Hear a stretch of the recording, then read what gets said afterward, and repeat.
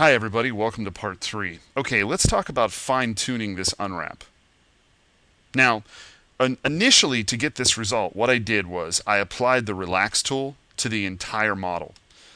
And you can see that within limits, it's capable of fixing things and laying things out in a relatively uniform way. But now we need to actually do some fine-tuning. This can get a little bit confusing because we're going to bounce back and forth between the actual perspective window and the Edit UVW window.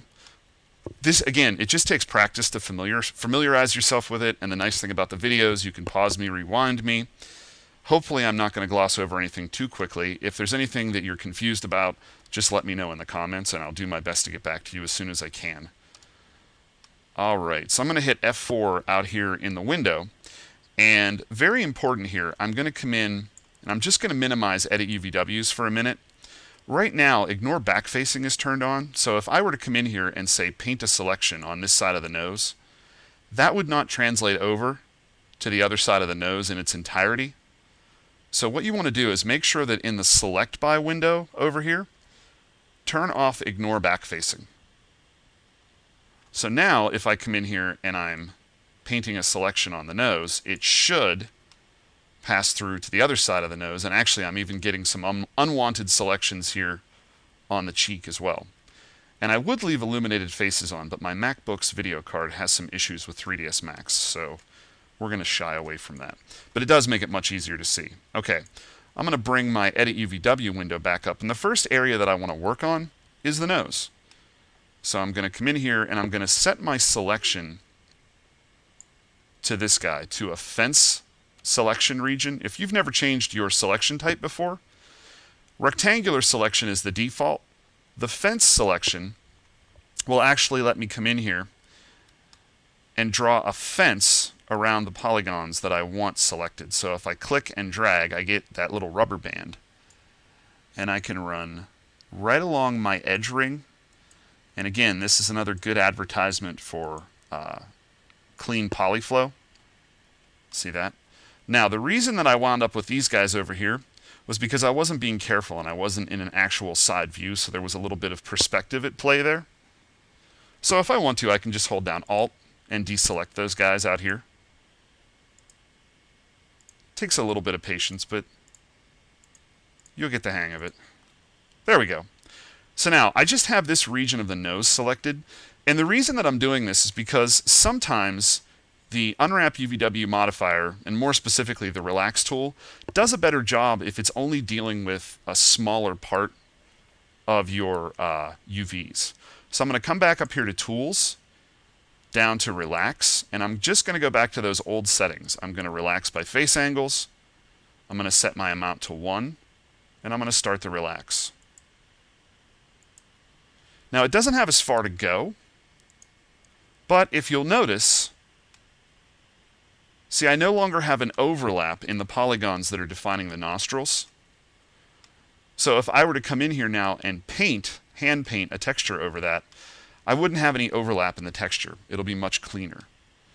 Now the mouth is definitely a mess, and so is the chin. And we're going to work on these separately. So I'm going to come down here and work on the chin first. And this time around, I'm actually going to put myself into a left viewport, and I'll hit Z to zoom in here. And what I'm going to do is, to give myself a hint of where I want to work, I'm going to click on these guys, one of these guys inside of the Edit UVW window that's really messed up. Then I'm going to come out here and use my fence selection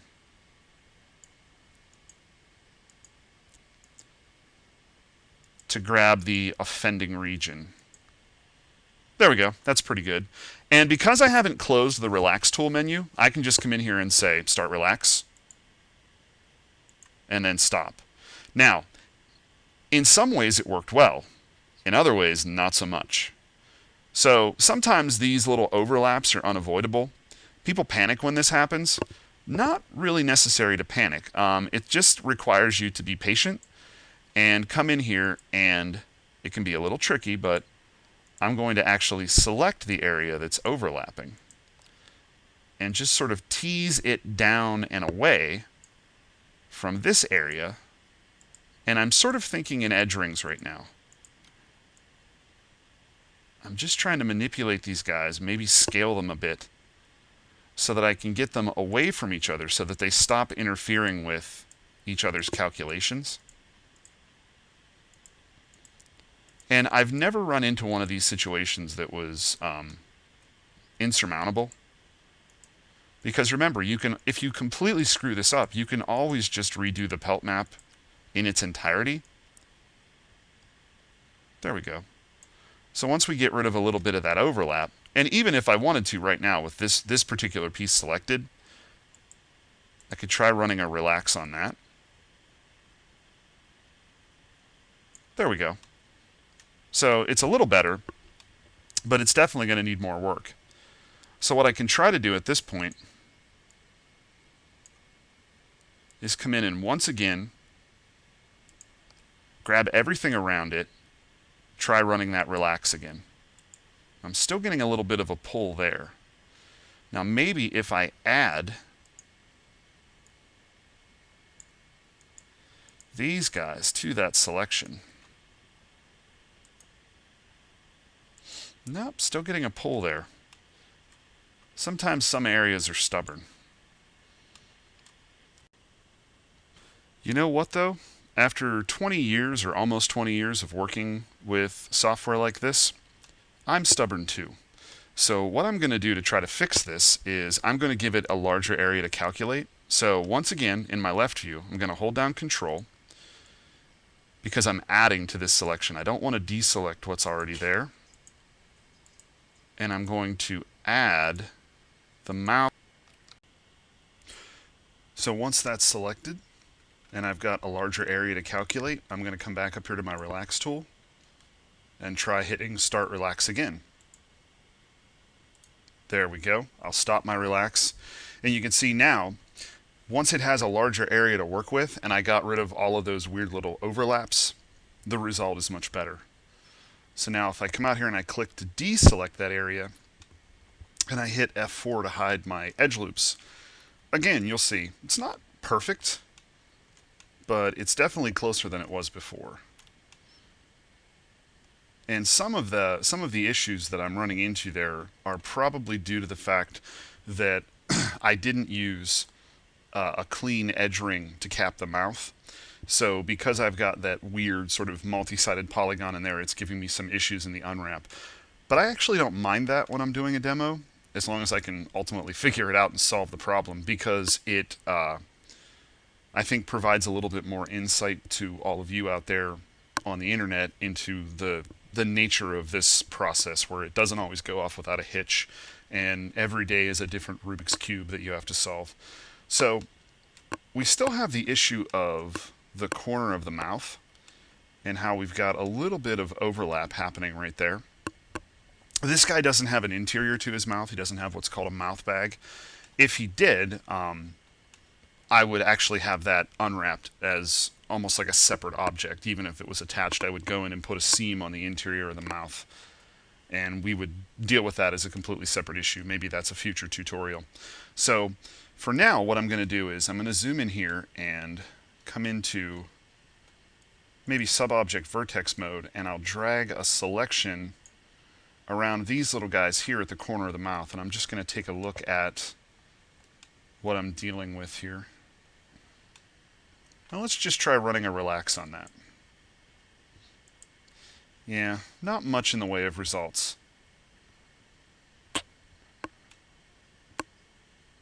So this might be an area that I kind of have to come in and work on individually. Something I want to mention about this, when you're using the move tool, you can actually set the move tool to only move your selection vertically. See that? So if, for example, I wanted to come in and pull these vertices down to see how that affects my unwrap, see what it's doing there? That I can come in and start trying to untangle this mess here. And I know it's very tough to see in a YouTube video, but really what I'm trying to figure out is what is the flow of these individual vertices. And sometimes this can be a little time consuming and it can be a little frustrating. But one of the things that I'm always reminding students and colleagues of all the time is the fact that, you don't really want this job to be really easy. You want there to be some parts of this job that are difficult and challenging and require patience and perseverance. Otherwise, anybody can do our job as game artists. And once that happens, the pay rate is going to drop pretty significantly. So I actually like the fact that this is still skilled labor and that the computer can't always solve all of the problems for you. And there we go. And what I always compare this to when you're untangling a big overlap of vertices like that, I always compare it to untangling a big string of Christmas lights. You know that you can get there. It's just a matter of how many times you're going to have to backtrack, think you're done, then be wrong, have to go back. So I'm going to repeat that same process over here on this side. But just to show you the next step here, because I'm going to leave that out in an edit, I'm going to come in here to subobject polygon again. And once I have these guys untangled, I can come in and select them again. And how far I go along this is pretty much up to me. This is kind of a throwaway pass here, but I can come in and run a relax on those guys again. And you can see it just completely messes them up again. It just pulls them right back into an overlap. So what I'm going to have to do is I'm going to have to come in and untangle the other side as well in order to be able to then apply another unwrap, or another, I'm sorry, not another unwrap, a relax process to that whole mouth again, because doing just that little area is confusing the heck out of it. Okay, so after the jump, I will have both of those sides untangled, and we'll talk about maybe the ears and the eyes, and then we will be done with this tutorial. Okay, so as you can see here, I went in and I untangled the Christmas lights, so to speak, on either side of the mouth. And I did that in the same way that I did all the rest of this, which is by selecting areas in subobject vertex mode and relocating them, pulling things apart that were overlapping, then selecting the faces associated with those areas and doing some experimental relaxes until I got to something that I'm pretty happy with. You can see over here on the actual model that this part of the checkerboard actually still dips down. So I still have some adjustment to do up here on the top part of the lip, but I'm not trying to take this to total completion here today. I'm just trying to give you an example of how you can fine-tune this stuff. So the next area that I wanted to talk about, and this will probably be the last area, and then we'll call it quits for now. Although I will have more tutorials on unwrapping in the future, because again, the more of these that I make, the less I have to repeat myself in the classroom, which is super convenient for me and also sort of a fringe benefit for all of you on YouTube who aren't actually attending my classes. So let's work on the eye. I'm going to come out here and in my viewport go into a front view. And we'll just kind of zoom in here. The zoom extents get kind of crazy when you're working with unwrap, and that's probably because there's something that I don't know or that I'm doing wrong. But I'm just going to use my mouse wheel and zoom in manually here. I'm also going to hit F4 so that I can see the edge rings around my eye. And you can see that with good polyflow, you're actually emulating the shape of the orbicularis oculi muscle that surrounds your eye. So circular edge rings around the eye and circular edge loops around the eye, always a good thing. I'm going to leave the relax tool open, but we're going to come up here, and before we were using the fence selection tool, or the fence selection region. Now I'm actually going to use the little spray can, which is the paint selection region, because it speeds things up. But before I do that, I have to make sure that I come over here into the modify panel and turn ignore backfacing on again, because I don't want to be selecting through to the back of the head. And what's great about the little spray can is that it lets me come in here and just very quickly do these little circular selections and come out here and grab all of the parts of the eye that I want to address. See that? And if I wanted to, I could actually do both, but let's just focus on one for now. So now that I've got that selected, and I'm going to zoom out and make sure that I haven't accidentally grabbed the back of the head, you can see that with the eye, we definitely have some flow issues here. We've got a lot of overlapping triangles. So what I'm going to do is I'm going to try running a relax on that with the standard settings. Iterations 100 at mount 1, relax by face angles. So I'm going to go ahead and start my relax. Let me back off a little bit here. There we go. And you can see that we're actually getting something that's much closer to the actual shape of the eye. Now, again, because of the way that I capped this with a sort of nonsense polygon, it's giving me some problems around the corners. So I'm going to come back into subobject vertex mode. And like I said before, you can probably avoid these by doing very, very clean polyflow caps around these regions. And as I've said before, this isn't really a finished model because I've unwrapped this guy plenty of times before and I don't usually have these issues. But it's because of that oddly shaped polygon that's capping the eye right now. And one of the things that I could do is I could always bake the unwrap down into the model and then go in and delete those polygons, then come back in and try my luck at using the relax modifier again. But this sort of helps me to accomplish my goal of showing you this without suggesting that it's all done by the software. You as a human being, as an artist, are still needed to come in here and make small tweaks and adjustments to this to help improve that unwrap. Okay. So we are by no means done, but I do want to show you the process here once you are done. So let's pretend that I'm completely happy with this guy, and I'm going to deselect my vertices here, and I'm going to close my Edit UVW window.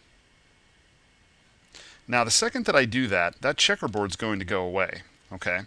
But I want to stress this part. I'm going to come back up here to the Unwrap UVW base level, okay, or the top level. And if you want to actually bake these UVs down into the model itself, do this by simply converting this guy back to an editable poly object. So I'm going to come out here, I'm going to right click on him, come down to Convert To, and hit Convert to Editable Poly.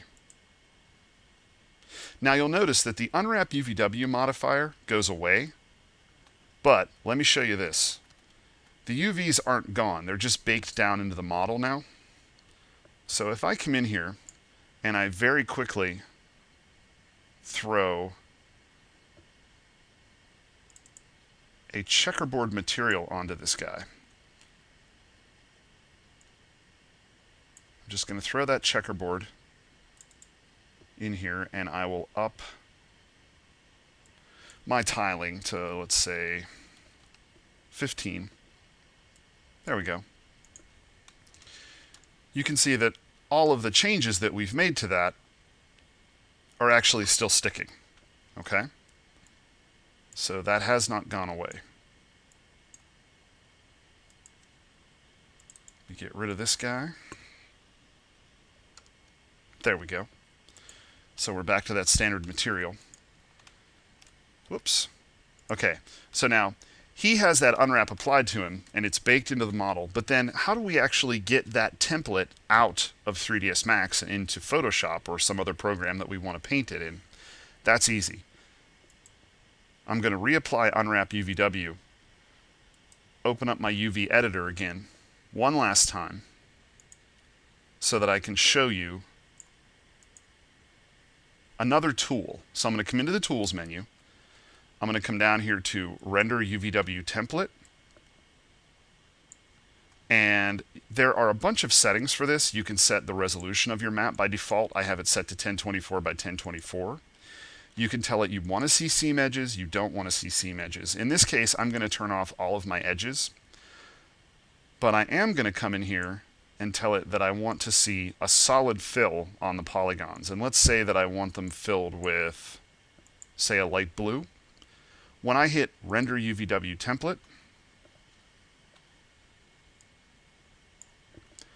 it's going to render a template of what I've created. See that?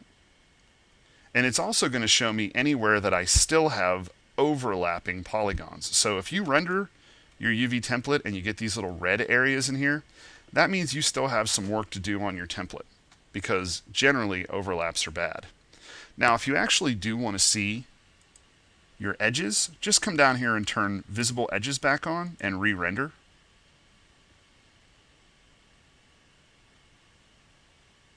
And there we go. And you'll get the template rendered. It's also showing me that the vast majority of my problems are in the ears, although there's some over here. But notice, in the eye that we corrected, no problem with overlaps. Still a little bit of an issue with the mouth. But again, I think that's part of that polygon that I'm going to get rid of. And then, of course, you can just come up here and hit Save Image. You can save that out as a target file with an alpha channel, open it up in Photoshop, and go ahead and get to town on hand painting your material. So let me close out of there. Now, last but not least, don't forget, once this guy's unwrapped and you're completely happy with it, and you've converted him back to an editable poly object, don't forget to come in here, go into Subobject Polygon Mode, and get rid of those little caps that you created, because those guys aren't actually meant to be a part of the model. I hope this has demystified the Unwrap UVW process at least a little bit. There's still a mountain of material to cover on this subject, and most likely we will in a future tutorial. But again, I hope this just at least gets you started so that you can begin experimenting with creating your own textured characters. All right, until next time, I'm Jeff for PixelScholar.com.